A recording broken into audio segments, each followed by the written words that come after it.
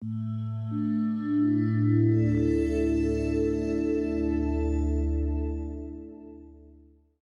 welcome divas and dudes to Powerhouse Bakery. So glad you could join me today. I have an interesting topic I hope you'll find enlightening and probably a little bit surprising. What I would like to cover is kind of a continuation. We've been talking about food additives. We've been talking about ways that we, in many generations past, used to preserve foods, and now 20th and 21st century we're preserving foods in a whole different way. Of course, you know, the current generation always thinks it's better than it was in the past, and sometimes I feel like, no, we just need to turn back the clock and learn from our experiences now and be smarter in the past. But nonetheless, the time goes on. So we are learning how to get the most out of our food, despite the fact that there are some things that we have to live with. And of course, we can always choose with our mighty dollar what we're going to spend it on, and that's going to help to really influence how the food world responds. And so I love the fact that we can vote with our dollar, and we can also vote with our voices, but that's a little tougher. So I talked with you a little bit about this last time, and it's different organizations try to represent people's interests. So the Center for Science and the Public Interest was one of the groups that I thought was really valuable. And we'll talk a little bit today about the Environmental Protection Agency. And you've heard me talk a lot about the USDA. And all of these organizations, their true intent, I believe, is good. And that is that we're trying to really make the best decisions we can for people. And whenever we look at a large people group, there's a lot of factors involved. And so today's topic is on pesticides and herbicides. And so I'm going to share a quick little 11-minute intro that I thought was just beautifully done. And then when the video finishes, what we're going to talk about is really a little bit of the history around the pesticides and how they have become such a critical part of our food sources, and a few facts that might surprise you about organic farming and really what that means. And so hopefully we'll have a lot of interest and intrigue around these topics, and then next week we'll look at some specific foods. And so I'm excited to get to share some of this information with you. So let's take a look at this quick little snip. Who doesn't love a glorious red apple? Or a plump strawberry? Or fresh and juicy coconuts? But these were probably grown on an orchard using pesticide, which means they contributed to a lot of destruction before they got to my table. Now, researchers warn insects are dying off at an alarming rate. 85% of people are concerned about pesticide exposure in food. Are they risky? The mystery illness is said to have been caused by excess levels of toxins in pesticides. We have a growing and hungry population to feed. So the question is, can we feed the whole world without chemical pesticides? Everybody hates a pest. And since the dawn of agriculture, we've been trying to keep them away from our food. Ancient Greek and Egyptian communities trained their cats and even domesticated mongooses to keep locusts and rodents away from their cereals and fruit crops. Some European communities were more inspired. From bagpipes to flutes, some tried to keep their gardens and farms in bloom with the right music. But even in the 20th century, we saw ludicrous methods of pest control, like in China, where the entire country declared war on mosquitoes, flies, sparrows, and rats, killing millions of each. Keeping pests away in whatever way possible has been necessary to avoid famines and increase food availability. But pest control really blew up in the global north in the post-war pesticide era, where chemicals were synthesized from organic compounds and used widely for the first time.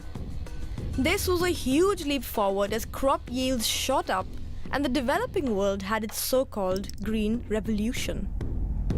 Chemical fertilizers and pesticides flooded the market, and high-yielding seeds began to be used across the global south. Some estimates say it saved over 100 million lives in countries that were on the verge of a food crisis. For a while, economies prospered as more people were fed.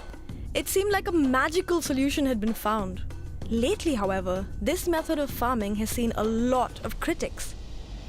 The one thing you're not allowed to think the Green Revolution is some magical chemical intervention that succeeded in feeding the world, because we've never reached that stage under the past 200 years for sure. Raj Patel is a well-known food expert who believes the Green Revolution has caused more damage than good in the long term. Yield is getting more per unit of area of any given crop. Now, you can do that by improving the genetics of the crop and then throwing chemicals at the ground, and for a while that might work. In the long term, of course, what you end up with is causing all kinds of soil chemistry problems. And so, for example, in Punjab in India right now, in the epicenter of the Green Revolution, you see soil fertility plummeting. One intrinsic problem is the way in which pesticides work. You have this thing that is called the pesticide treadmill. The more pesticide you apply, the more you need to apply. It's almost like a junkie. You get addicted to it, no? The more you take, the less effective it becomes, and the more you need to apply. Yvette Perfecto has spent her career studying herbivores and pests and how they react and respond to pesticides. It's like us evolving resistant to an antibiotic, no? They are effective to some extent, but then eventually, especially if you abuse them, then you evolve resistant to them. The same thing happened with insects. They evolve resistance to the pesticides. So the more you apply, the more resistant the population become, and the less effective the pesticide becomes. Coating the soil indiscriminately also leads to other species dying off. In the last 30 years, global insect populations around farms have declined by up to 75%. And that's not all. Runoffs from farms fill rivers with chemicals, and when they drain into the ocean, they kill off large populations of wildlife, from sharks to turtles and whales, like in the Gulf of Mexico's dead zone. Not to mention that spraying pesticides also causes farmers problems, from skin rashes to long-term lung damage. And the residues that remain on produce can cause long-term health conditions among the people that eat the fruits and vegetables. That's a lot of negatives. But proponents of industrial farming say alternatives are either too expensive to scale worldwide or use too much land, especially as our remaining forests need protection now more than ever. But is this still true?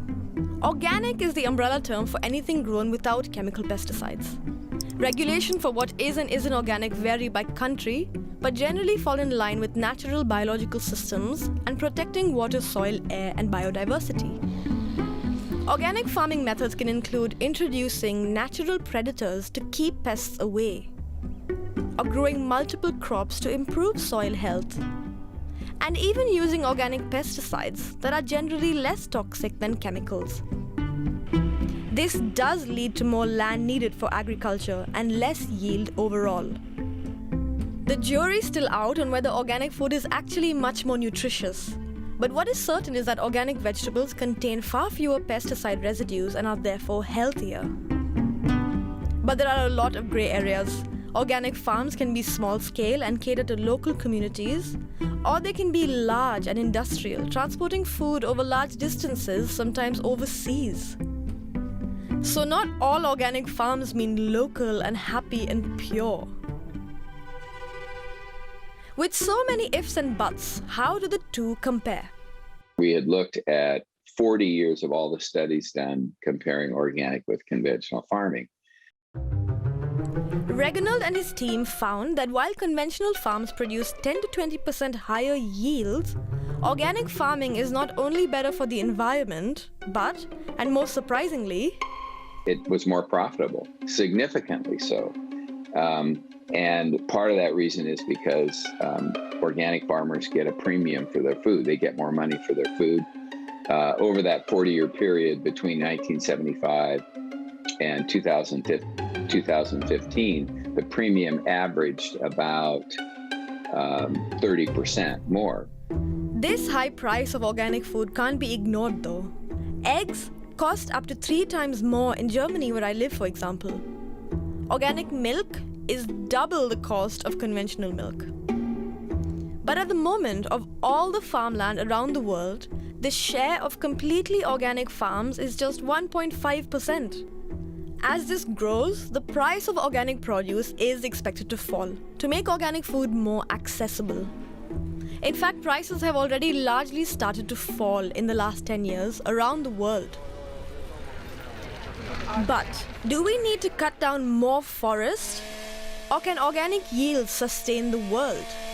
Our studies show very convincingly that that given the yields that are produced in organic agriculture and the amount of food that is needed to satisfy the nutritional requirement of the human population, that it is possible with organic agriculture to produce enough food to feed everybody.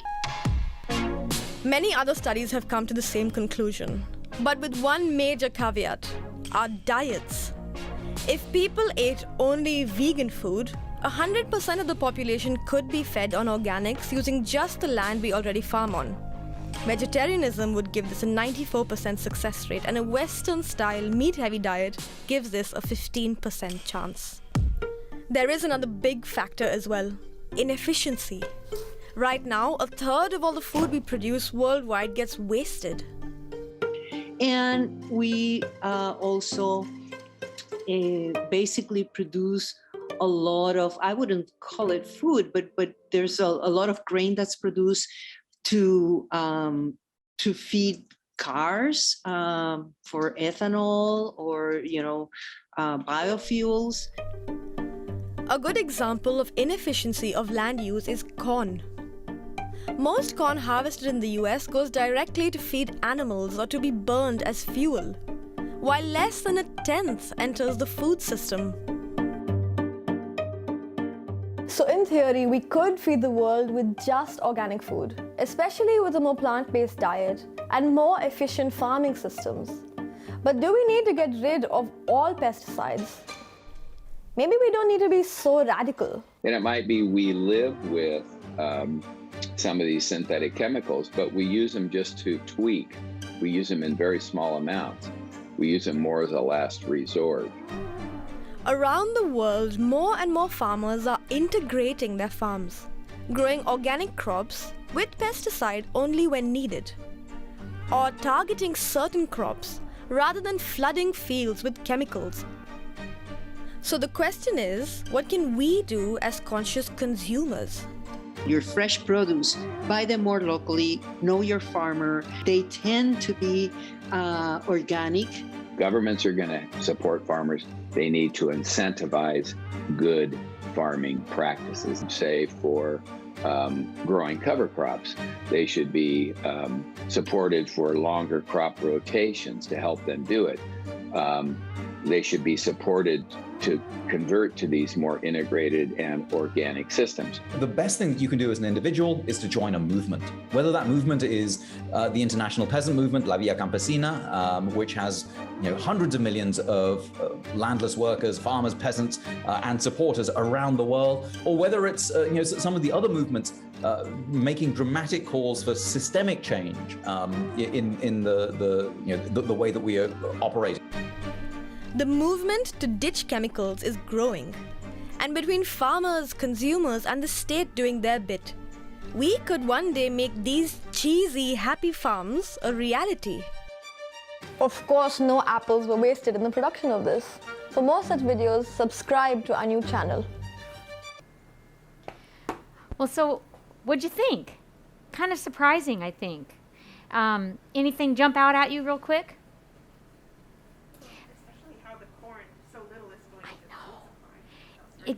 Yes, Mary. And what else surprised me was if we all went to a plant-based diet, we could 100% feed all the people.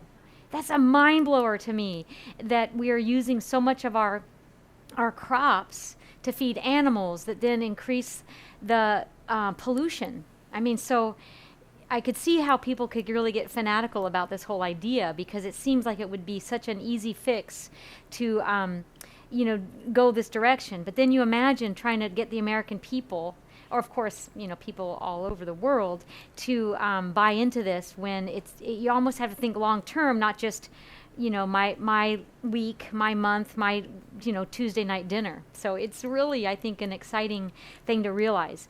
And so, to back up just a little bit, one thing, some of the other information that I found, I thought I would share and make sure we're kind of all on the same page with how we have evolved.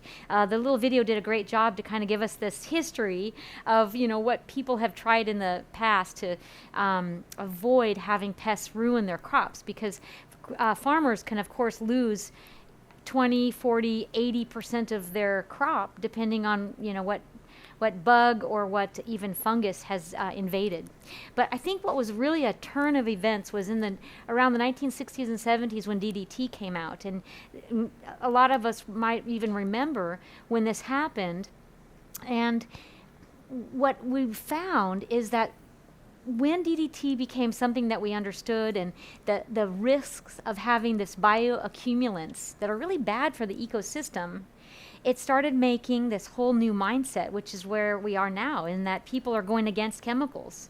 So, we have an exposure, we learn from our experience and say, okay, darn it, we want to do something different. So DDT was really a change in our mindset. Otherwise, if we hadn't had this, we might not have even be aware of the options. And really what I love about this food world and the consumer is that we do get to make a decision. So if we talk about wanting cleaner food, of course the institutions start to respond to that, which I love. So creating that new mindset's super important. So then when we go full circle and we start comparing the pros and cons of using pesticides or even, some herbicides versus organic farming, one thing that is very true in all the discussion is the dosage.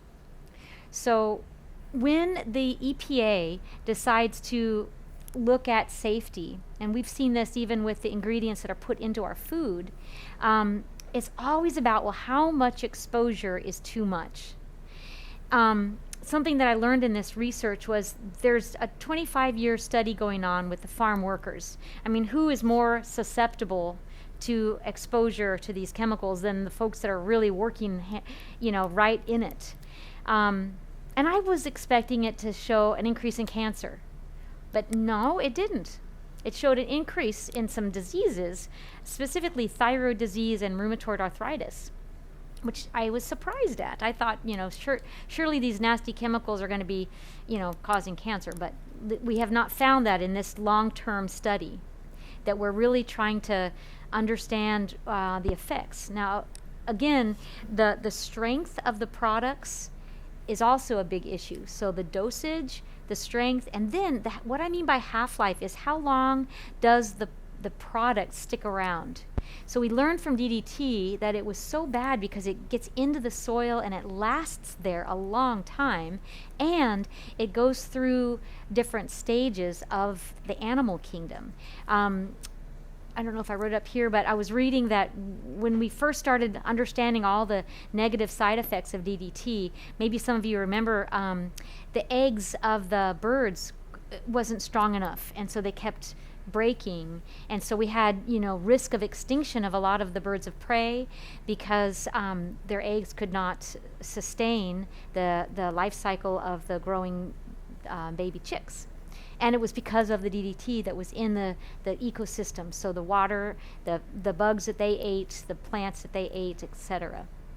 So when the half-life is something that we look at, now it's going to encourage researchers or scientists to figure out, do we get a weaker dosage? Do we get a smaller dosage, or a more dilute product, or a shorter half-life? So I'm getting to this idea because in organic farming, the whole idea is that if you're going to have an organic farm, you cannot spray anything that's man-made.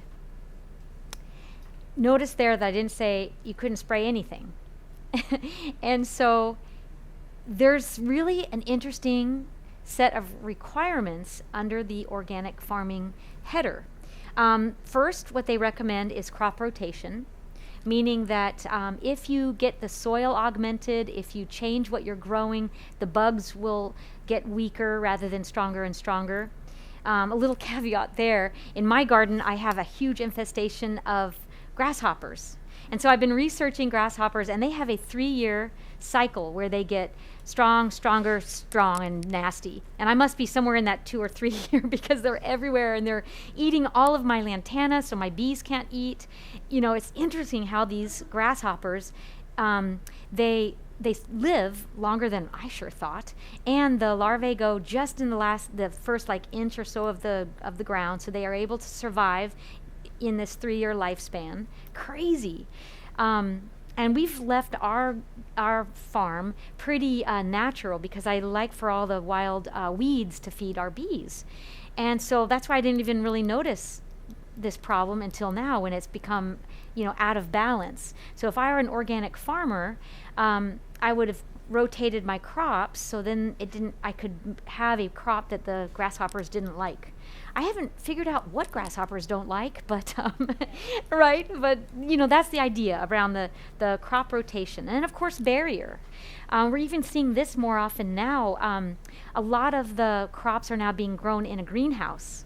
So if you see, I haven't been to California in so long, but I hear that in the big crop growing regions of our country, now we've got these acres and acres of covered greenhouses. So I know bell peppers are grown that way. So then we don't have to worry about pests because they're protected. And then they bring the bees into the protected area so the bees can do their business, and then the bees get brought out. Thank you very much. And then, it's like this really intervention of nature, but barrier is definitely an option.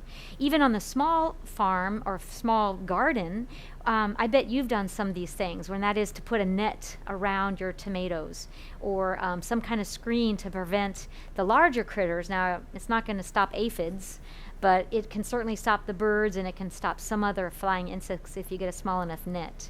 So barrier is part of this organic farming. But notice this. So the regulations say that if you've tried this and you've tried that, then okay, you can spray some stuff on organic crops. And I did not know that. I thought it was none at all. There's an interesting chemical too, rhododone, which was used for quite a while. Interesting product. So it's natural. It's a naturally occurring chemical that is very deadly, and also very toxic to people in fairly low doses. And we quickly figured that out and took it out of the allowed chemicals. Now, some of my research showed that we do still see some products coming from other parts of the world that still have trace amounts of rhododone. So, here's a scenario. You might buy star fruit from Africa, and they don't have the same regulations for organic farming that we do. And so there could be trace amounts of this bad chemical, even though it's called organic.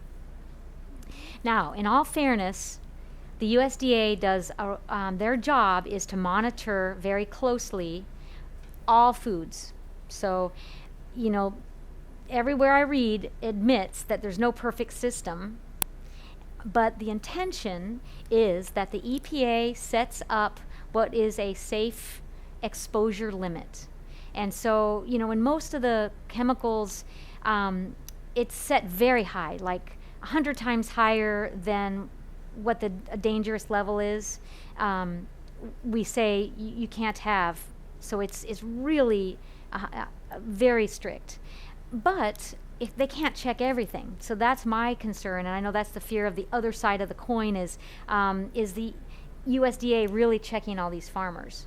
And I've seen a couple of other YouTube videos that are older that are suggesting just that there isn't any checking. USDA regulations are so overworked that they don't ever check, and so that's probably another conversation. So we'll at least say that the goal is that the Environmental Protection Agency decides what's safe, and then the USDA implements the regulations to make sure that those are being followed.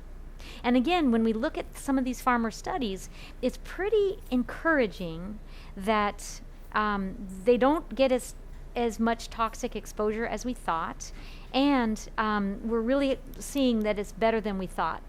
Now, on the video, the gentleman talked about the Green Revolution, and his philosophy is that being kind of chemical phobia that we are in right now is pushing the market in the wrong way. So the idea is that if we are encouraging organic farming and we don't have strong systems in place for even checking organic farms, are we now putting the populations at risk?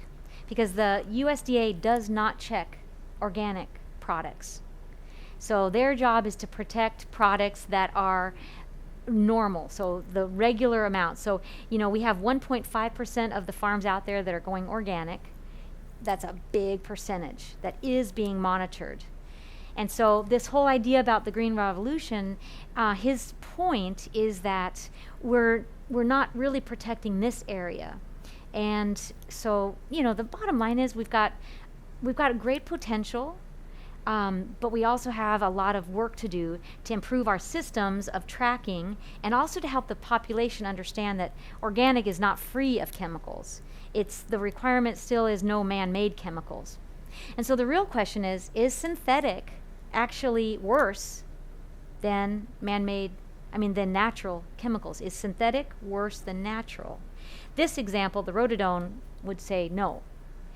The good thing about synthetic products is that we can really monitor what we want. Science is so cool right now. Let me show you.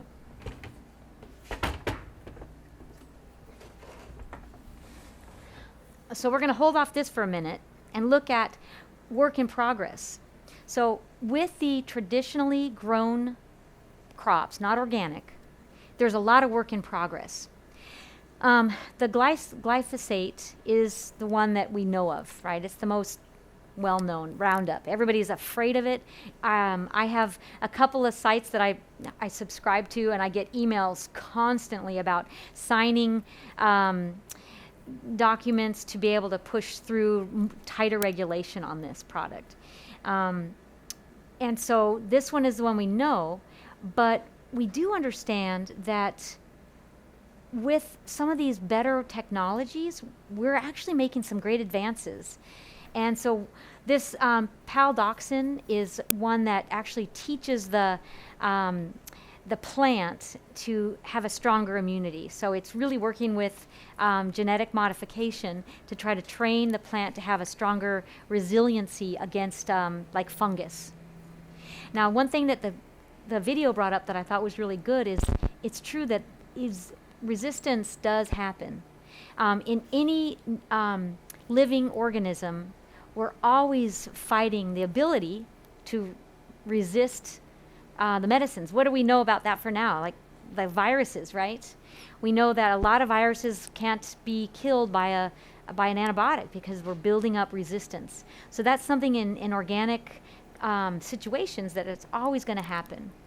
So that's one of the problems with this new one, is while it's trying to teach the plant to be smarter in its immune system, it does have some downfalls. Now, this nanotechnology is kind of cool. This one is all about how to keep the pesticide on the plant a little longer so they don't have to reapply. So it's all about how to keep it not so slippery. Super cool. Because remember, we talked about the dosage and of course the half-life and even the frequency of application. One thing that's good about this glyphosate is that the idea is it's strong enough so it does its job and you just apply it once. And you really pick the time frame of the plant's lifespan so you avoid the pests at a key time in its life cycle. With some of these other ones, if they are a weaker form of a pesticide, they have to spray it over and over. And so that's a bad thing. Getting frequent sprays now gives you higher percentage of exposure. Here's another one, the organophosphates. Again, it's trying to change the pH or the plant's chemistry so that the bugs will not attack it. The neonicotinoids, say that 5 times fast, neonicotinoids. This one is similar in that it's using kind of bug war. So the other one I really like is natural predators. So similar to the neonicotinoids, using natural predators is a really cool way. I bet some of you know, what is the predator to aphids? Ladybugs. Yeah. So if you are a rose grower and you get those little tiny white bugs, just get yourself a little bundle of ladybugs, and they are so happy to live in your garden and take care of all of your aphid problem. I love that. So, you know, there's a pro and con. So the pros of science at work means that we're going to try to figure out something that doesn't really evolve in its levels of resistance, like this nanotechnology. It's really about slipperiness. And it's using natural methods. So then your question should be, yeah, well, now what do I do if I have too many ladybugs? And you get, I know, they're so darn cute, right? I know, they seem so easy to love. So I think what's really cool is that there's lots of ways for organic farmers to think through this.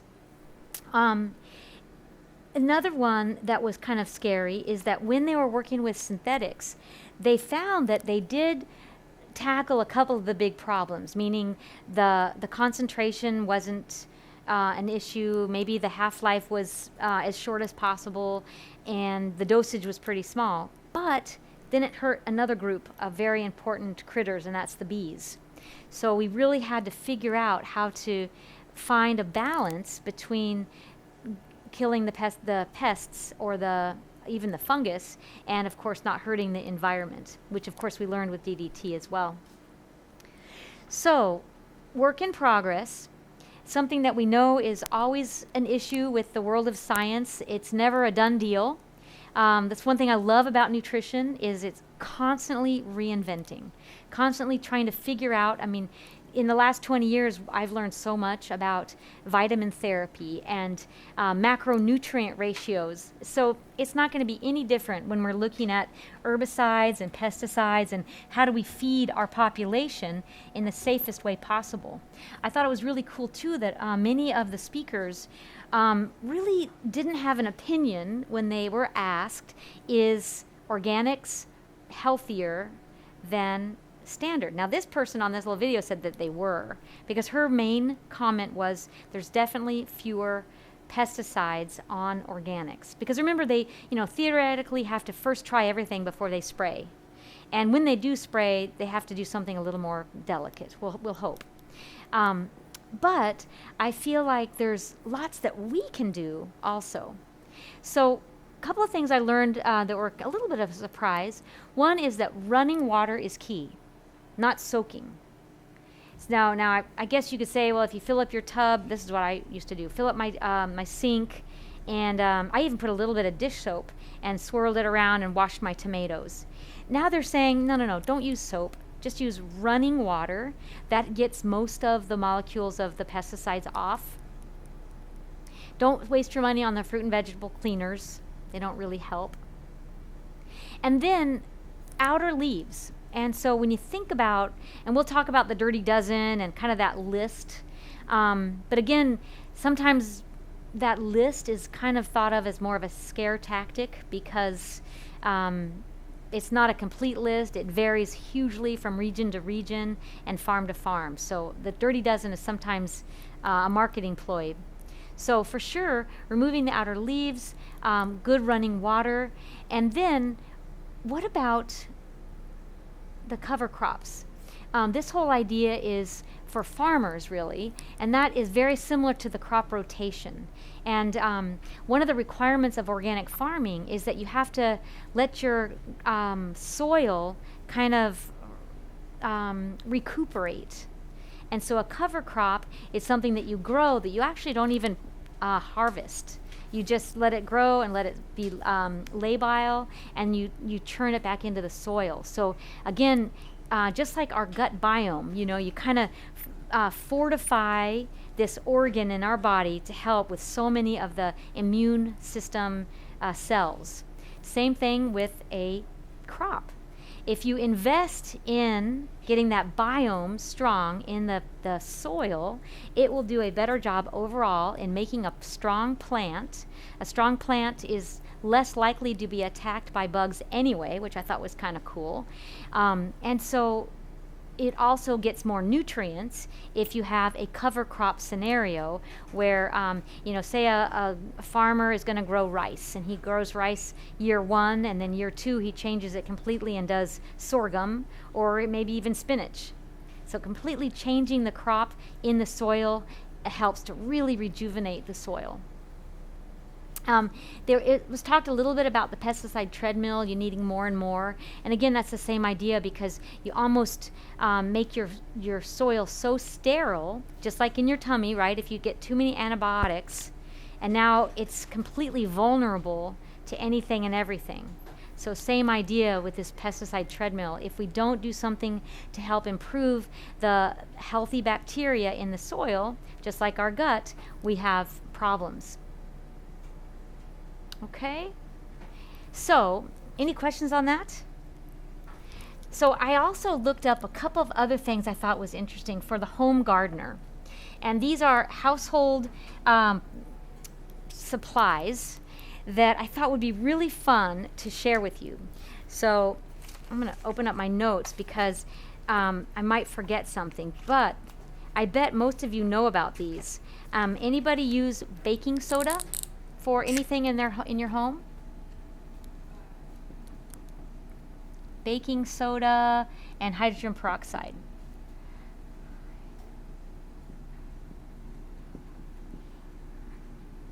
So kind of cool when you look up your own gardening. There's several neat little YouTube farmers and gardeners that love to share some of these tricks. And so I want to share these with you. And I don't know them, so I have to look at my notes because it's kind of new, but I'm telling you, I'm going to try them. So best bio-pesticide, which is organic. So baking soda you can use as a cleanser. I bet you put it in your refrigerator, right? And it kind of makes it seem fresh. Same idea. And if you add neem oil, now I've heard of this one for farmers. That's one more ingredient. Now you can use any oil, but neem oil is the best. That's what I keep hearing. So now we're going to have some little concoctions that you can spray on your plants to get rid of things like mold, aphids, bugs. And I really want to try it with my grasshopper issue, but nobody said it was successful against grasshoppers, so I'm not super hopeful. But you can even soak your seeds before planting, and it'll help sprout them and help them to be more resilient against fungus. You make a combination of these three. So I'm going to give you a recipe. So yeah, they're kind of different, but these are just like your ingredients to have at home, and then you'll have to look up some different recipes as well. I'm going to give you a couple, but basically it is for a liter of water, you're going to add 2 teaspoons of baking soda, and this again is going to be put into a spray bottle, and you spray it on your plants. 1 teaspoon of neem oil, and you could add 10 drops of an organic soap, but that one's not obligatory. 10 drops of an organic soap and mix well. And so this will be kind of an all-purpose way to get rid of bugs on your plant or fungus. Kind of cool. Okay, so now let me show you another one. So that's the one with the baking soda. So you got that. It's baking soda, neem oil. Now I'm going to write another recipe that uses the hydrogen peroxide. When I was little and we used to have baby kittens, we would always clean their eyes with hydrogen peroxide. It's a really good cleaning agent. Anybody use hydrogen peroxide for cleaning? No?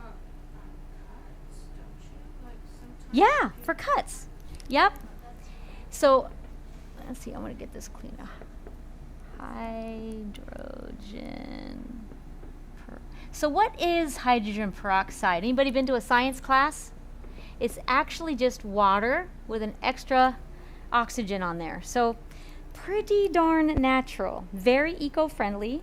The normal percentage of hydrogen peroxide that you buy in stores is like a 3% or maybe even a 6%. So it's great for soil aeration. Who would have thought?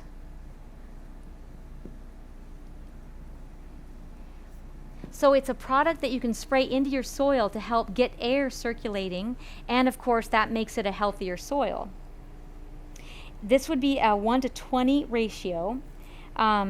So basically you're going to have your hydrogen peroxide and you're going to put in 1 tablespoon and then 20 tablespoons of water. So 1:20 ratio.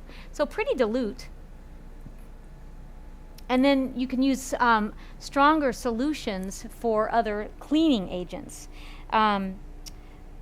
If you've ever had a plant that's had root rot, that's going to be something else it'll do. It definitely helps the pest control situation. If you have a rose plant that has brown dots on the leaves, the spray of the hydrogen peroxide should kill that fungus and your leaves should come back beautiful. Now it does give you a little disclaimer on a couple of these sites to test a small bit first to make sure your solution's not too strong. But you can spray it several times, and then again putting it in your in a spray bottle and putting it across your garden and aerating it is a great way to help those microbials to actually grow and do better. Here's another one. So Irish Spring soap. Crazy. But I saw several different sites that use a strong smelling soap, and you can put it in little chunks into like a sock or a piece of fabric and put it around your garden, and the critters are discouraged from showing up there because they don't like the smell. And so now we've got baking soda in a dilute solution, neem oil or any kind of oil. Of course, you could add a little bit of an organic soap, but the other one is hydrogen peroxide and water, and it's great for fungus and different bugs and pests. And what I love is that these are all very much organic, natural, and very weak chemicals. So it's going to give us a great option to do our own gardening.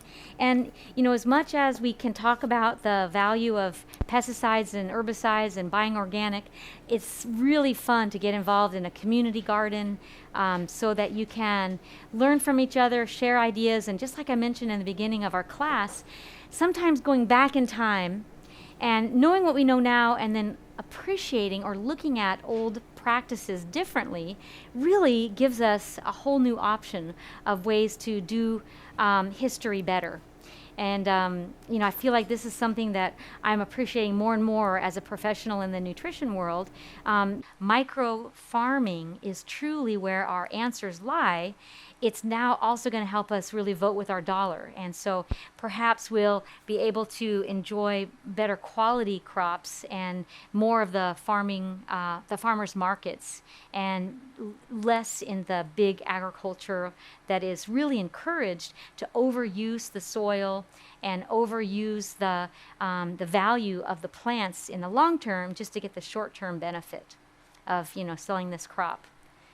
So I hope this helps, and I hope it's excited you to learn a little more about how to do some of your own healthy gardening and eat more from the earth. So thank you so much.